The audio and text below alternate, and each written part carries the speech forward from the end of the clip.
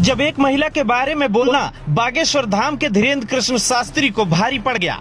महिला आई थी पति की पोल खोलने, लेकिन बाबा ने औरत का मुन्ना निकाल दिया। महिला ने कहा, धीरेन्द्र कृष्ण शास्त्री तुम भी जेल की रोटियां तोड़ोगे। दादा बाबा अगर बाबा है तो मैं यहाँ गाली दे रही, मुझे पकड़वाए।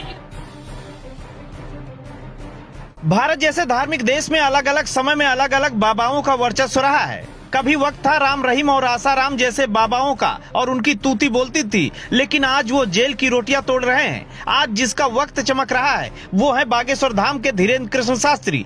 धीरेन्द्र कृष्ण शास्त्री के यहाँ आने वालों को कुछ भी नहीं बताना पड़ता।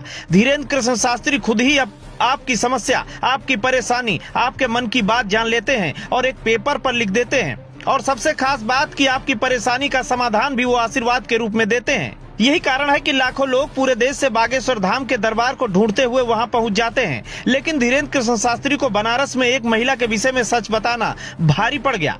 महिला ने कहा, बाबा मेरी शादी को 4 साल हो गए, मेरे पति का कई महिलाओं के साथ चक्कर चल रहा है। बाबा ने कहा, चरित्रहीनता बनी हुई है, घर में सुख शांति नहीं है, लेकिन तुम भी एक चक्कर में पड़ी हो, एक बार पकड़ी भी जा चुकी हो, मुन्ना तुम्हारे पीछे पड़ा है। मेरा पति माफिया, मेरा पति गुंडा, मेरे पति के बारे में कुछ नहीं बोला, मेरे बारे में झूठ में बोल दिया। दादा बाबा अगर बाबा है तो मैं यहाँ गाली दे रही, मुझे पकड़वाए कि मैं जिस लड़की का पर्चा बनाया हूँ वो लड़की मुझे वहाँ बैठ के गाली दे रही है, तब तो मैं जो कहेंगे वो हार जाऊंगी। ऐसी बाबा बहुत देखे आया, इनका भी कुछ दिन में लापता जेल में रोटी। इतनी बात सुनकर मानो औरत के मन में बिजली चमक गई हो। उसे अंदाजा ही नहीं था कि वो आई थी अपने पति की पोल खोलने, लेकिन उसी की पोल खुल गई।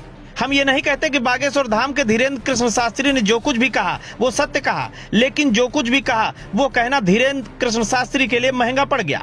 औरत ने वहां तो कुछ नहीं कहा, लेकिन बाहर निकलते ही वो बाबा पर टूट पड़ी। उसने कहा, बहुत देखे ऐसे बाबा, ये बाबा झूठा है, मेरा पति चोरी डकैती छिनैती सब करता है, लेकिन उसके विषय में बाबा ने कुछ नहीं बोला और मेरे बारे में झूठ बोला है। उसने कहा, जिस तरह से आसाराम और राम रहीम जेल की चक्की पीस रहे हैं, वैसे वो दिन भी आएगा जब धीरेन्द्र शास्त्री जेल की रोटियां तोड़ेंगे। महिला का ये वीडियो सोशल मीडिया पर काफी तेजी से वायरल हो रहा है। अगर धीरेन्द्र कृष्ण शास्त्री ने अपना तरीका नहीं बदला तो ऐसे में ऐसी समस्याएं बहुतों के सामने आएंगी और बाबा वाकई दूसरों को समाधान देते देते खुद ही मुसीबत में आ सकते हैं।